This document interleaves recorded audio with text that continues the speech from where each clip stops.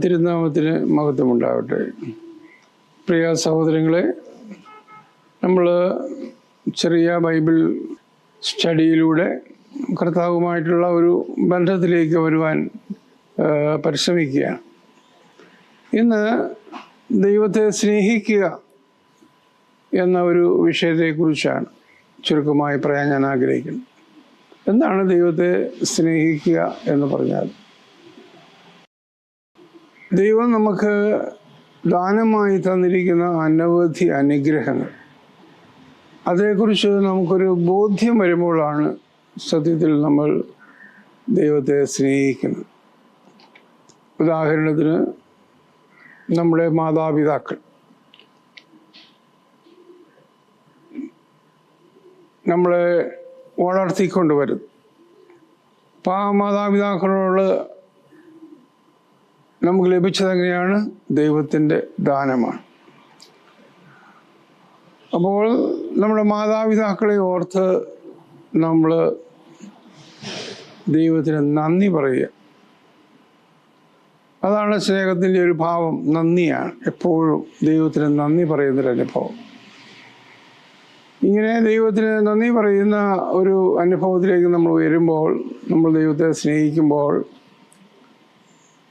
സത്യത്തിൽ സ്വർഗത്തിൽ വലിയൊരു പ്രസാദം നമുക്കുണ്ടാകുകയാണ്.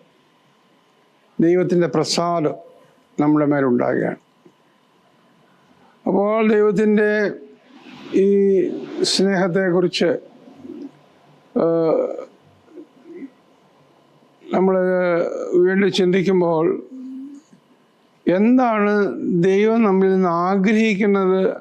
അത് നമ്മൾ പ്രവർത്തിക്കുമ്പോഴാണ് സത്യത്തിൽ ദൈവത്തെ നമ്മൾ സ്നേഹിക്കുന്നത്.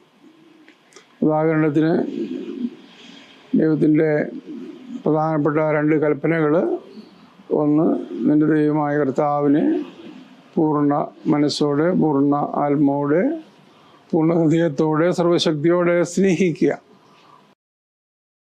രണ്ടാമത്തേതാണ്, നിന്നെ പോലെ നിൻ്റെ അയൽക്കാരനെ സ്നേഹിക്കുക. കർത്താവ് ഒരിടത്ത് പറയുന്നുണ്ട്, ഈ 2 കൽപ്പനകളും ഒരുപോലെയാണ്, രണ്ടും ഒന്ന് തന്നെയാണ്. അപ്പോൾ നിന്നെ പോലെ നിൻ്റെ അയൽക്കാരനെ സ്നേഹിക്കുക എന്ന ഒരു പോയിന്റ്.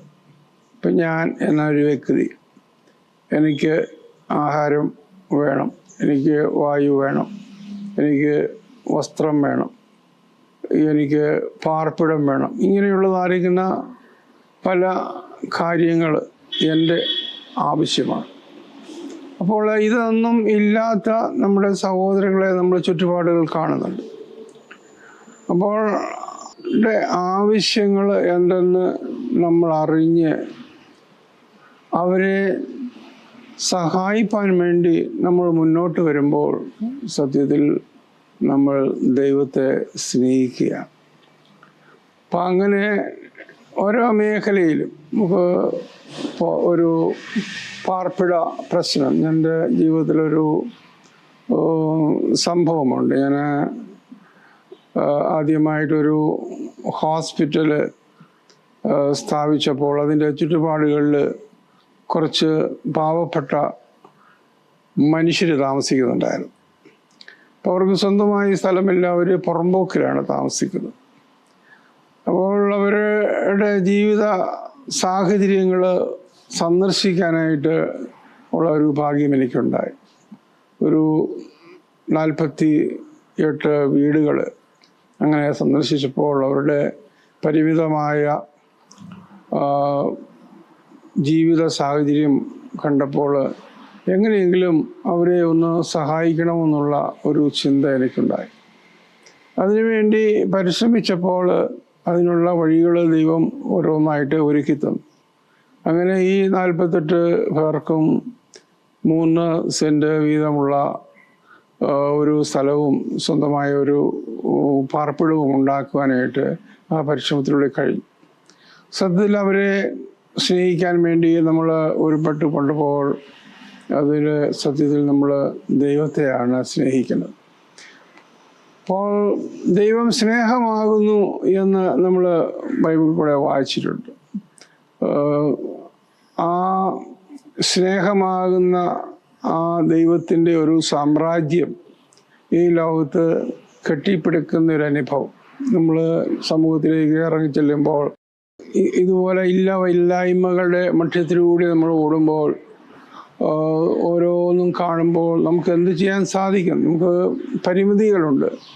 എന്നാൽ പരിമിതികളുടെ മധ്യത്തിലും നമ്മൾ കൂടുതൽ ദൈവത്തിൽ ആശ്രയിച്ച് മുന്നേറുമ്പോൾ സത്യത്തിൽ നമ്മൾ അവിടെയെല്ലാം വിജയം വരിക്കുന്നതായിട്ട് കാണാൻ സാധിക്കും. മദർ തെരേസ എന്ന വിശുദ്ധയെക്കുറിച്ച് നമുക്ക് എല്ലാവർക്കും അറിയാം. ആ മദർ തെരേസ ഇതുപോലെ അഗതികളുടെ അമ്മ എന്ന് നമ്മൾ കേൾക്കുന്നു. സമൂഹത്തിലെ കൽക്കട്ടയിലെ തെരുവുകളിൽ നടന്ന പാവപ്പെട്ട മനുഷ്യരുടെ പ്രശ്നങ്ങൾ ഏറ്റെടുത്ത് അതിന് പരിഹാരം കണ്ട ഒരു സാഹചര്യം നമുക്കെല്ലാവർക്കും അറിയാം. അതെല്ലാം ദൈവത്തോടുള്ളതായിരിക്കുന്ന സ്നേഹത്തിൽ നിന്ന് ഉരുത്തിരിഞ്ഞിരിക്കുന്ന കർമ്മ പരിപാടികളാണ്. ഇപ്രകാരമുള്ള കർമ്മ പരിപാടികൾ നമുക്കും നിർവഹിക്കാൻ സാധിക്കും. അങ്ങനെ ഈ ഭൂമിയെ ഒരു സ്നേഹ സാമ്രാജ്യമാക്കാനായിട്ട് നമുക്ക് പരിശ്രമിക്കാം. ദൈവം നമ്മെ അനുഗ്രഹിക്കട്ടെ.